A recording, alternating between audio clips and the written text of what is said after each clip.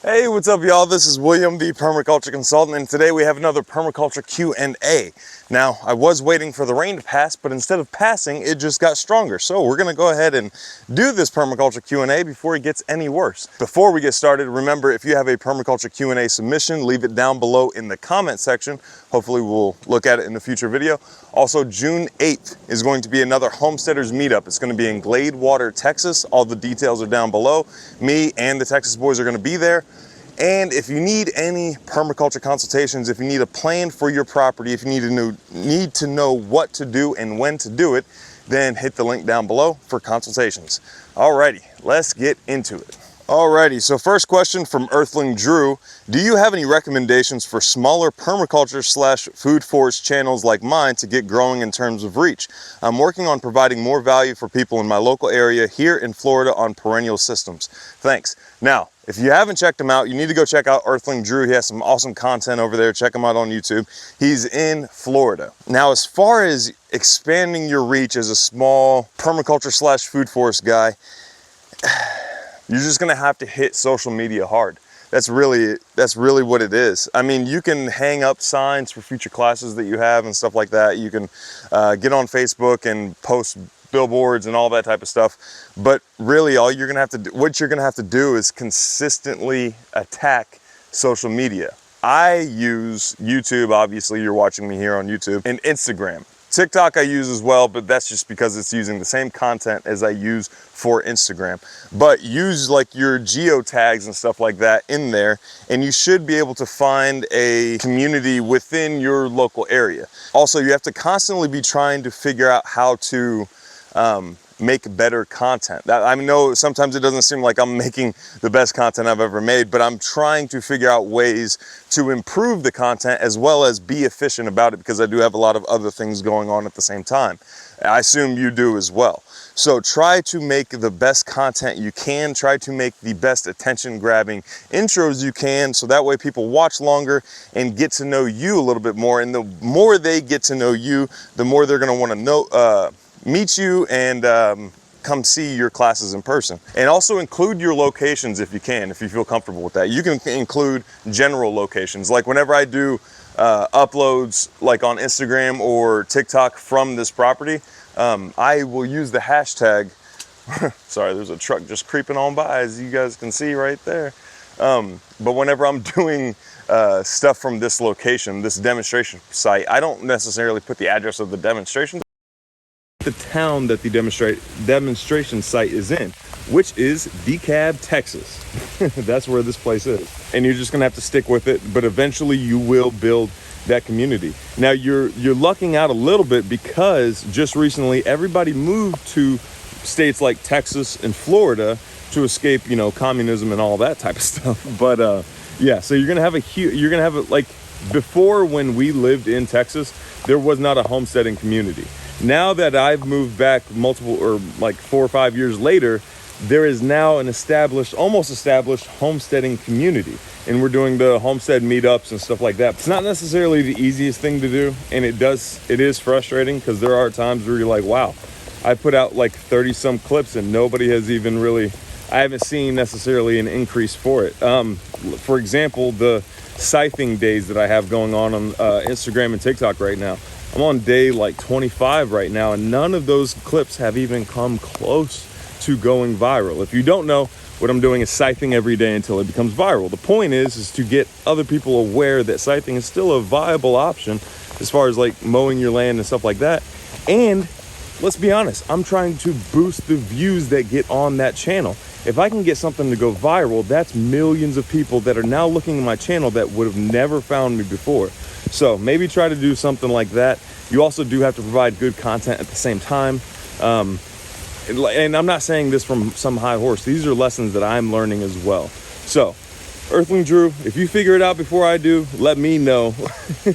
And yeah, we'll work together and stuff like that. So hopefully that was helpful, Earthling Drew. On to the next question. Next question is from Casey H326. Permaculture Q&A. Do you have any advice on how to manage poison ivy? Our farm has been neglected for several years, and we are working on getting it all back going the right direction, but have several areas where the poison ivy is spreading like mad. We have one patch that is covering about 1/8 of an acre. The sheep and the goats like it, but my kids and myself react to it and would love to keep the plant in a more moderate quantity if possible. We're in central North Carolina, if that makes a difference. All right, so if you're trying to get rid of any invasive species like poison ivy, then the best way to go about it is, since you do have sheep and goats, graze them directly on top of the poison ivy. They love it, they don't react to it, they'll eat it. Just like you said, they love it. And then while they're in that paddock, let them hit it a little heavy. While they're in that paddock, throw down some hay directly on top of that poison ivy. Let it go a little bit thick because you want some left over after you move them out of the area. So they're gonna go in, eat the poison ivy, chomp it down, stomp it down, all that type of stuff. You're gonna put hay on top of it, let them eat that hay. At the same time, they're gonna be pooping on the hay, and they're going to change the soil conditions in the soil and make it inhospitable for poison ivy to keep on growing, and more favorable for other species such as those hay seeds to go ahead and germinate and outcompete the poison ivy. Now, you might have to do this application maybe once, twice, or maybe even 3 times, depending on how bad the poison ivy is. But try that out. That's going to be a good way to get rid of your poison ivy and change the soil biology to be more favorable to like grass or some other species that you might like. This next one is from Patrick Mathern. My property was mostly water oaks, southern magnolias, and maples. I did find a small pear tree that is about 7 feet tall. Is it possible to use that pear tree to start permaculture around it? I also have some areas where trees were removed, but the hole was not filled. I've thrown a few half-rotted logs in there. Would it be beneficial to add some green material to help break it down? Lastly, how do you keep ants and termites at bay? I am in southern Mississippi, zone 8B, I believe. If you're in southern Mississippi, you're probably more like 9B than you are 8B. I'm in zone 8A and I'm in East Texas. Let's address the first thing first. Can you do permaculture around your small pear tree? Absolutely, you can. In fact, go ahead and check out that Tractor Supply Fruit Tree Guild video that I did a while back. It should be one of the more popular videos. It's pretty easy, but it's a permaculture fruit tree guild that you can buy right now at Tractor Supply, or you did at the time of the video. And that'll give you an example of exactly what you can do around your peach tree or your pear tree. Also, I should say, permaculture is way, and I'm not talking down to you by saying this because this is a misconception a lot of people have, but permaculture is way bigger than just what can I do around my trees. Permaculture should involve everything from your small kitchen garden just right outside your back door all the way to your overall community. That's how big permaculture is and how small permaculture can be. On to the next part of that. You filled the hole where some trees were removed with rotten logs. So the issue when you bury wood, even if they are half rotted, is that, well, the good thing that they are half rotted, but the issue when you bury wood is that the wood is going to rob nitrogen from the soil for about 7 years at best, which is nitrogen that's not available to the surrounding vegetation and stuff like that. So you're going to cause a little bit of an issue. So it's always best to add rotten wood to the surface. But what you could do in your application, since you already have added the rotten wood, is just keep peeing on it. Just let it break down as it goes. It will be beneficial that will eventually turn into soil.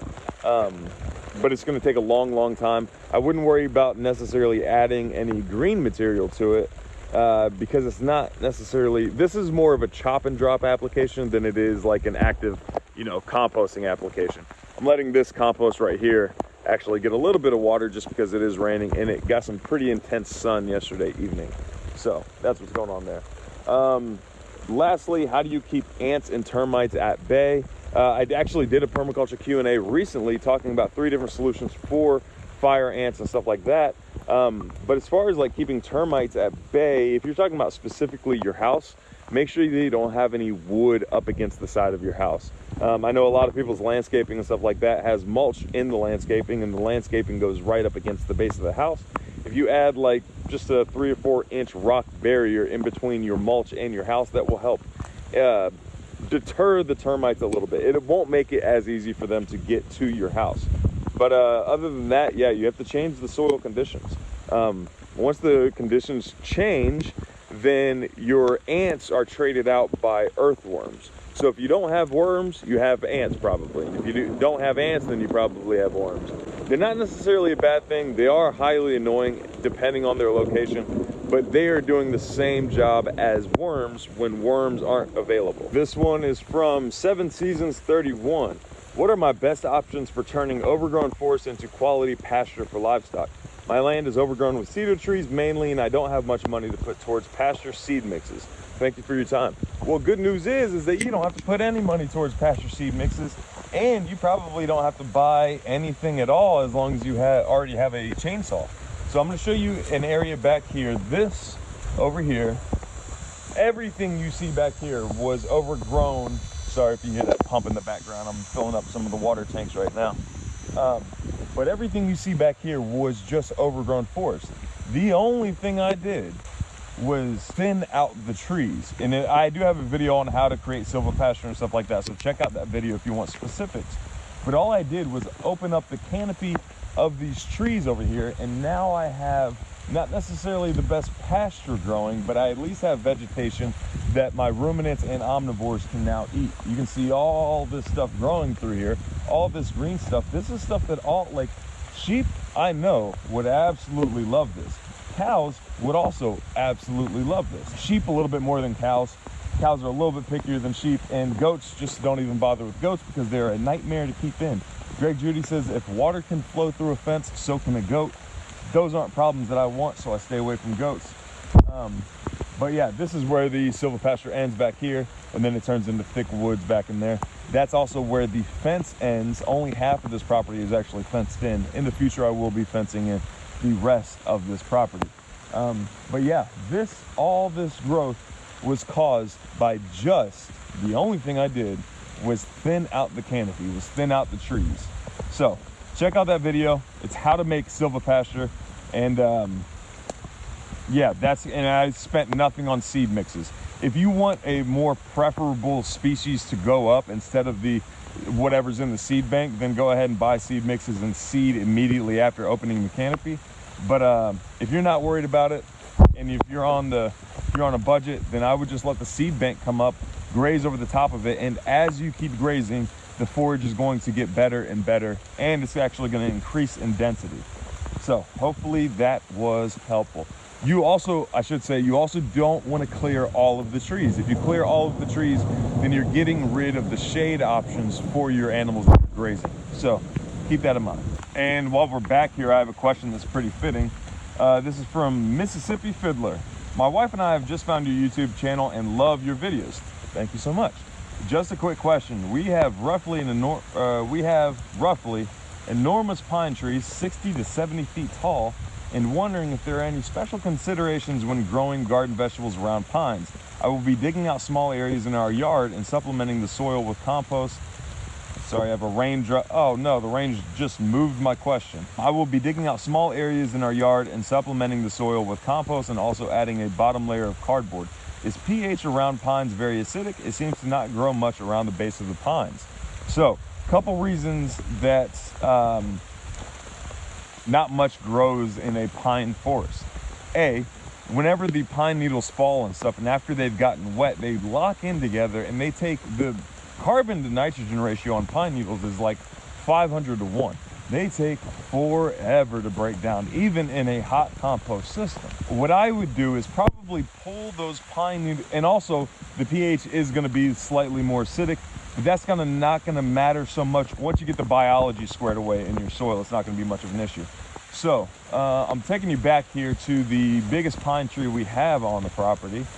It's getting a little bit darker. This is it right here. This guy right there is the biggest pine tree we have on this property here. And as you can see, plenty of stuff grows around it. And all I did here in this case was open up the canopy just a little bit. In fact, this is about where I stopped opening up the canopy. What I would do is remove the pine needles from the area that you're wanting to grow, because they're also releasing things into the soil that's going to inhibit anything else from growing. And then I would put down, if you have it, I would put down a little bit of compost where you want to plant, and then cardboard on top of that, and then a mulch on top of that. It might be a little difficult in your first season of doing this, but if you keep doing this over and over again, then your soil will become better and better. And you'll have less issues with the acidity coming from the pine trees and the pine needles in the surrounding area. Hopefully that helps. Don't get frustrated because it is going to be a bit of a battle at the beginning. Got one from Misk Mitts or Miscellaneous Mitts, I'm not entirely sure. William, have you heard of anaerobic digestion? I've thought about starting one up. The RNG is one benefit, but I heard that liquid fertilizer it makes is the best. Thoughts? Permaculture Q&A. So you're asking if anaerobic digestion is a good idea. So you will get benefits from it. There are benefits from doing it. You're directly adding the nutrients that the plant needs to the soil. The downside of that is that you're not changing the soil conditions at all, really. In fact, you're introducing the anaerobic microbes to the equation, which is kind of the opposite effect that you want. I would much rather, which if you're doing the Jadam method, sure, keep on doing it. It does grow great food. It does work. The downside of it is that you have to keep on using these man-made liquid fertilizers and stuff. So you're gonna get stuck on that fertilization loop. Same loop that like the regular guys are using. They're still going, but instead of they're going to buy the fertilizer, which is probably filled with all kinds of pathogens, preservatives, pesticides, all that type of stuff, you are, I would say it is a better method than the standard, go to the store, buy some 30-30-30, throw it on your garden and call it good. It is a lot better than that option, but you're still getting stuck in the fertilization loop. What I would rather do is change the soil conditions so my soil microbes are always bringing what the plant needs to the plant. It's fertilization on demand, and once the soil is fixed, as long as I don't do anything negative to that soil, I should never have to fertilize again. The soil should take care of the plants from then on out. It's all personal preference, whatever you want to do. I just don't necessarily have the time to keep on making these anaerobic solutions for my garden. Hopefully that helps. I know a lot of people think I bash Jadam and these anaerobic methods and stuff. I just prefer something that's more permanent over something that I have to keep on applying over and over and over again. Next question is from user DD3GL4L9Q. Will the clover be a perennial in your garden area going forward? So here in Texas, the clover will probably die. I'm guessing that it'll probably die. Here's the garden, by the way. That it'll probably die in the high Texas heat. Now, having said that, we have had like quite a few 90-degree days so far, and the clover seems largely unaffected. So it might be a perennial and it might keep just reseeding itself. Now, if it does die off, then I will be going for more of a shorter growing clover. And by that I mean like a shorter in height. This stuff is a little bit too tall and it kind of shades out some of the other plants if I'm not on top of it. Now, I have only cleared the whole garden. I've only chopped this down twice. As far as like, I've only trimmed the cover crop twice. So as far as like the amount of work it's taken, it still hasn't taken that much work. But in the future, I will be going for a smaller variety. It will be perennial if it survives the summer. If it doesn't, then I'll replace it with something a little bit more favorable, and I'll let you guys know as I do so. As a little preliminary giveaway, I am not a huge fan of this Florida weave method so far. I'll give you some updates here in a little bit, but I think I'm gonna be breaking out the stakes here soon. This one is from the E.T. Bubba. What about purslane? I'm in Cameron, Texas. Purslane shows up in every garden bed, raised bed, in-ground container, everywhere. We eat it and we feed it to the animals. Do I need to remove it from around the other plants? Does it take away too many nutrients, or can it be used as a cover crop? You know, okay, so fun little fact, in North Carolina, the locals there call it pusley. Purslane sounds a whole lot better than pusley, but that's just a little fun fact for you. The only thing that I would concern yourself with is if it's out shading anything. If it's acting as a low growing ground cover, then keep it. If it ever gets to a point where it starts out shading, or if it competes with the sun for too many things, then that's when I would start removing it, or at least cutting it back a little bit. But as far as the ground cover goes, if it doesn't seem to be bothering your plants at all, then I would just keep it around. It seems like a pretty handy ground cover, especially if it's something that is edible. All right, y'all, hopefully that was helpful. Remember, if you need any permaculture Q&A questions answered, leave it down below in the comment section with the hashtag permaculture Q&A at the beginning of it. I will see you guys June 8th at the Homesteaders Meetup. If you need consultations, hit the links down below. And until next time, thank you guys so much for watching. I'll see you.